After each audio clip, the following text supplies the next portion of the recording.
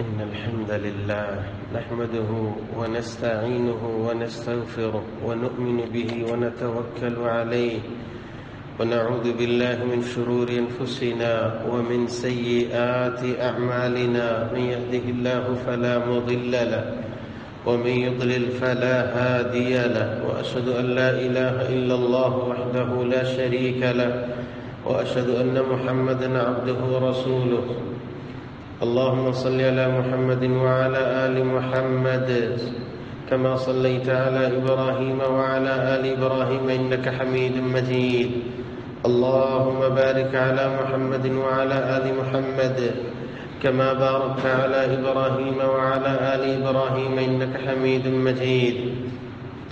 أما بعد، فأعوذ بالله من الشيطان الرجيم. بسم الله الرحمن الرحيم. يا أيها الذين آمنوا اتقوا الله حق تقاته ولا تموتن إلا وأنتم مسلمون. يا أيها الناس اتقوا ربكم الذي خلقكم من نفس واحدة وخلق منها زوجها وبث منهما رجالا كثيرا ونساء، واتقوا الله الذي تساءلون به والأرحام إن الله كان عليكم رقيبا. يا أيها الذين آمنوا اتقوا الله وقولوا قولا سديدا يصلح لكم أعمالكم ويغفر لكم ذنوبكم، ومن يطع الله ورسوله فقد فاز فوزا عظيما. أما بعد، يا أيها الناس فإن خير الحديث كتاب الله، وشر الأمور محدثاتها، وكل محدثة بدعة، وكل بدعة ضلالة، وكل ضلالة في النار. أما بعد، فأعوذ بالله من الشيطان الرجيم. بسم الله الرحمن الرحيم.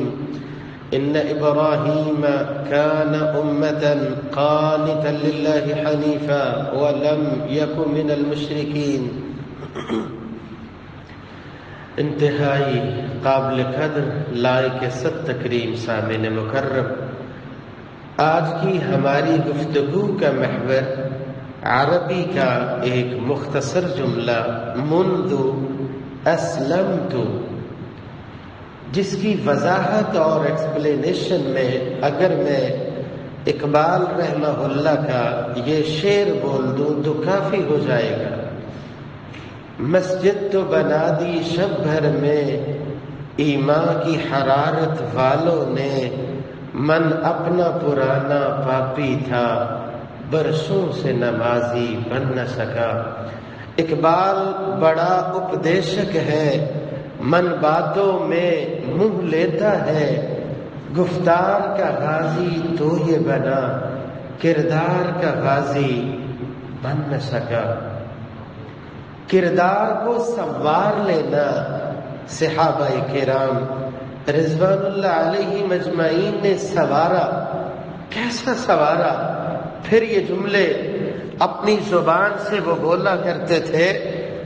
ما کذبت منذ اسلمت، سیدنا ابن مسعود رضی اللہ تعالی عنہ جب سے زبان سے لا الہ الا اللہ بولا ہے، اس زبان سے پھر میں نے کبھی جھوٹ نہیں بولا. دوسرا کہنے والا یہ کہتا ہے، جب سے میں نے لا الہ الا اللہ بولا ہے، میری زندگی میں ایسا دن نہیں آیا کہ میں نے چاشت کی نماز ادا نہ کی ہو. ہم تو فرضی میں بھی ڈنڈی مار جاتے ہیں نا. کردار ایسا تھا، کہنے والے نے کہا جب سے اللہ کے نبی صلی اللہ علیہ وسلم کی زبان سے سنا ہے، جو 12 سنتیں ادا کر لیتا ہے اللہ جنت میں گھر بناتے ہیں. فرماتے ہیں میری زندگی میں ایسا دن نہیں آیا جس دن میں نے ان 12 سنتوں کا اہتمام نہ کیا ہو. 4 ظہر سے پہلے، 2 ظہر کے بعد، 2 مغرب کے بعد، 2 عشاء کے بعد اور 2 فجر سے پہلے، یہ 12 سنتیں. اور حدیث کی سند میں جتنے لوگ ہیں آپ جانتے ہیں نا، امام حدیث بیان کرتے میں نے فلاں سے سنا، وہ اپنے استاد کا نام لیتا ہے، وہ تابعی کا نام لیتا ہے، وہ صحابی کا نام لیتا ہے۔ حدیث کی چین میں جتنے لوگ ہیں امام تلک، ہر ایک بولتا ہے میری زندگی میں ایسا دن نہیں آیا جب سے میں نے یہ حدیث سنی ہے کہ میں نے 12 رکعتیں سنتیں ادا کی۔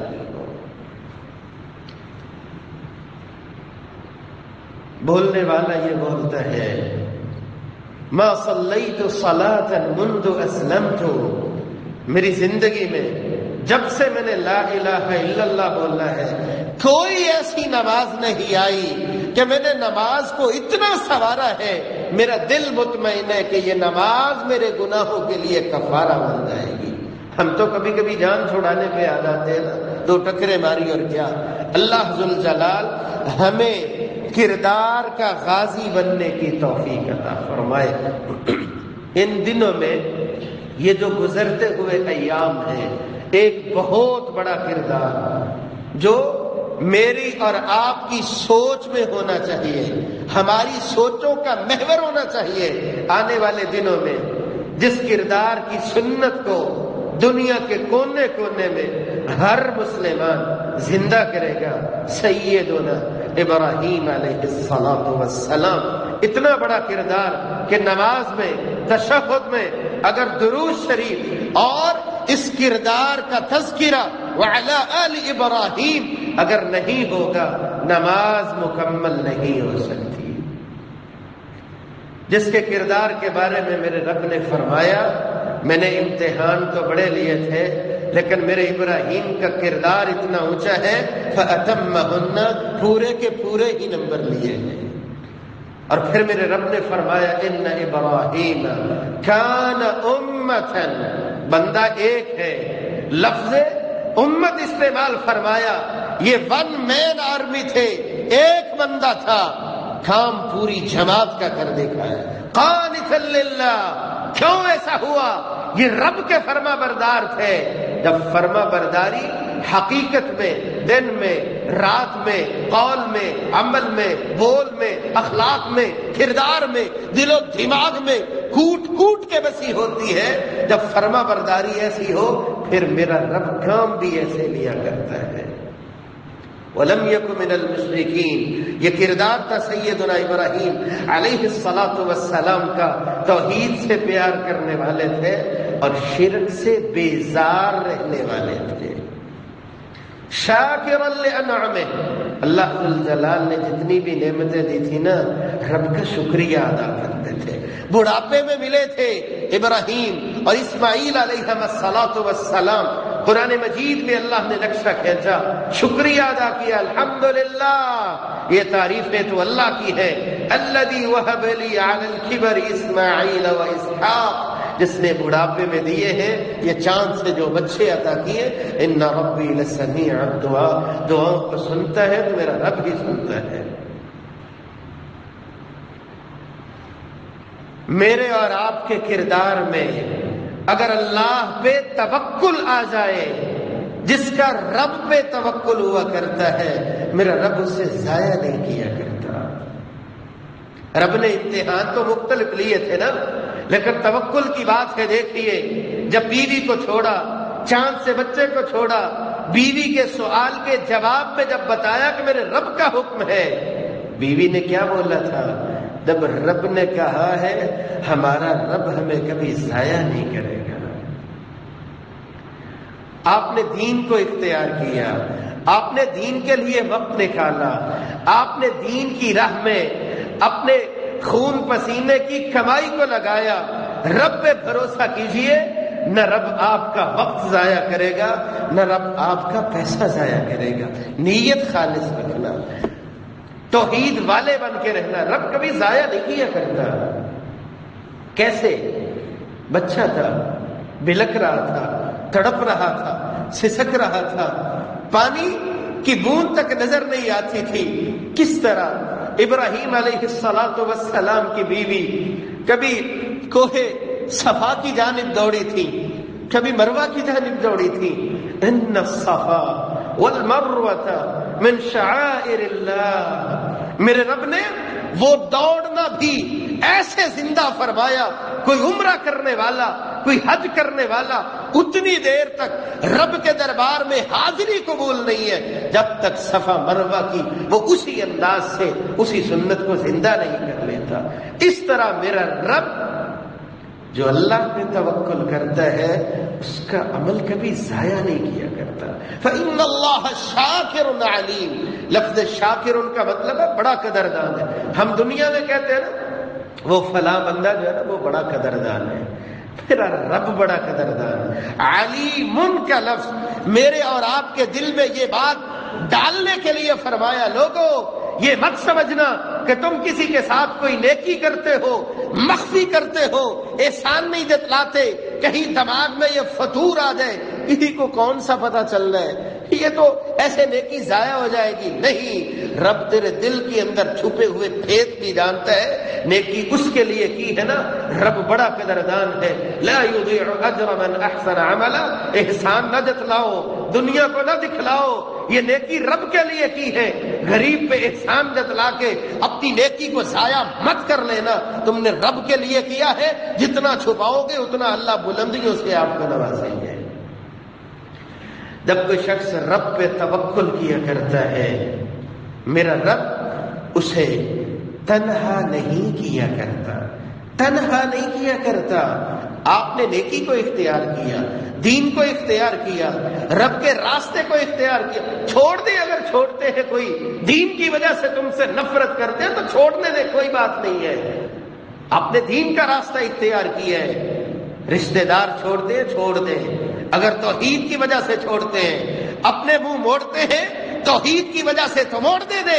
نبی ابراہیم کا کردار یہ ہے، ساری دنیا نے منہ موڑ لیے تھے، اور آپ جانتے ہیں ساری دنیا بیگانی ہو جائے، ماں باپ کا تو میرے رب نے دل ہی ایسا بنایا ہے، بیٹا دھکے بھی دیتا ہو، گالیاں بھی دیتا ہو، زندگی میں کبھی لوٹ کے آ جائے، باپ کبھی اس سے منہ نہیں موڑا کرتا، والدہ کبھی منہ نہیں موڑا کرتی، لیکن یہ سیدنا ابراہیم علیہ الصلوۃ والسلام تھے۔ جب نظریں اٹھا کے دیکھا، باپ بھی دشمنوں کی صف میں کھڑا ہوا نظر آتا ہے، ساری دنیا مخالف تھی، جلانے پہ تلی ہوئی تھی، حسبی اللہ ونعم الوکیل نعم المولا ونعم النصیر۔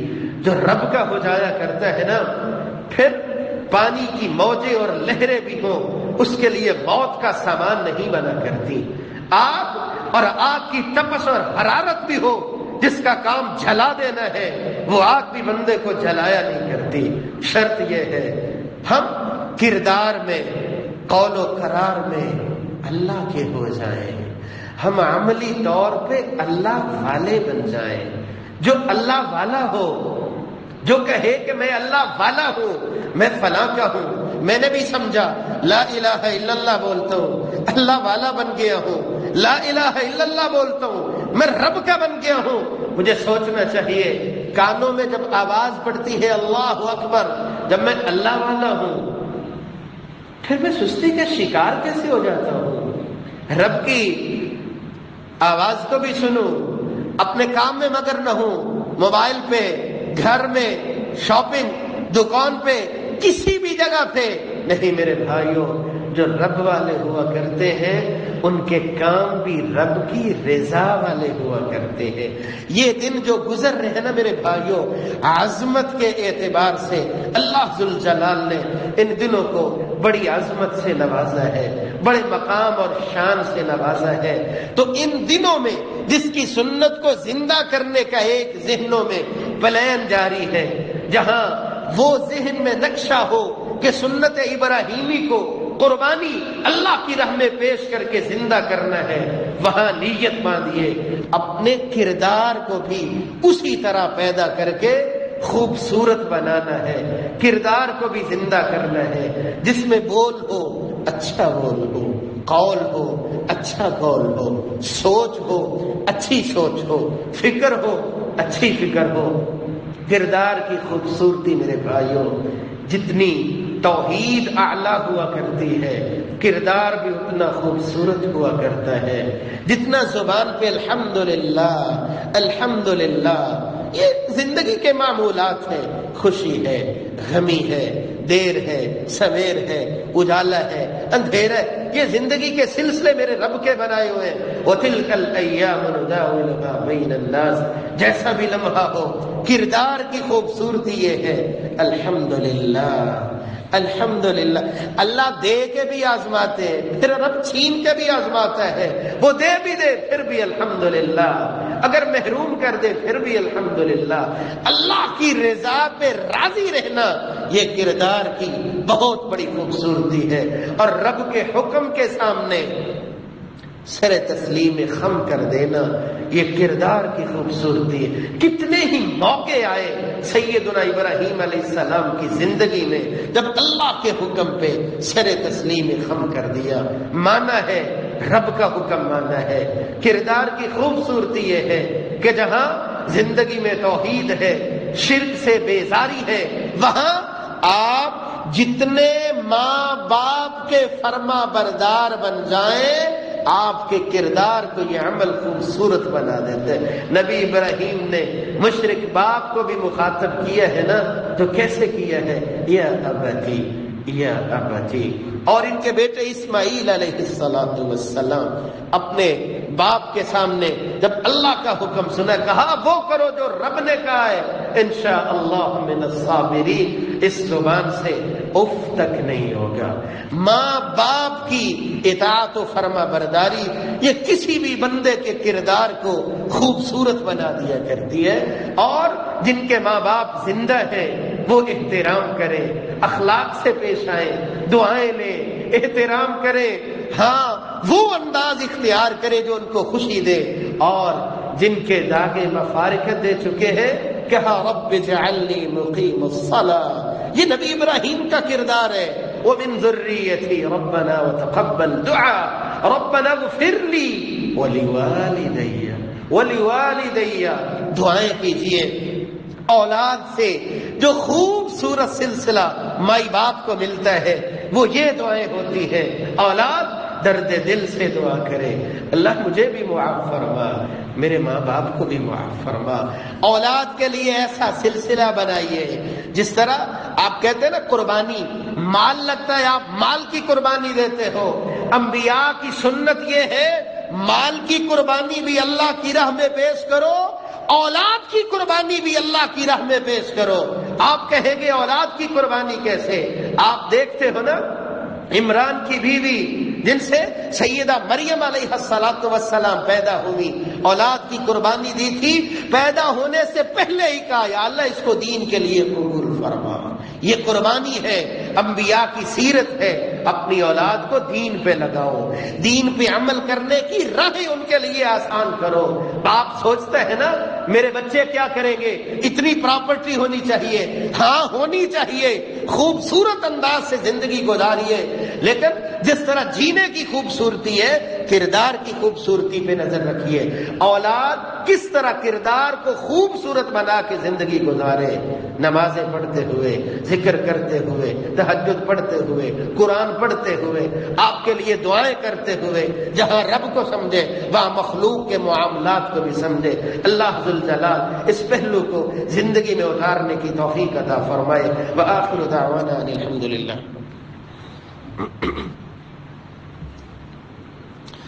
الحمد لله على إحسانه والشكر له على توفيقه وامتنانه، أشهد أن لا إله إلا الله وحده لا شريك له تعظيما لشانه، وأشهد أن محمدا عبده رسوله الداعي إلى رضوانه، أما بعد فأعوذ بالله من الشيطان فإنه عدو للإنسان۔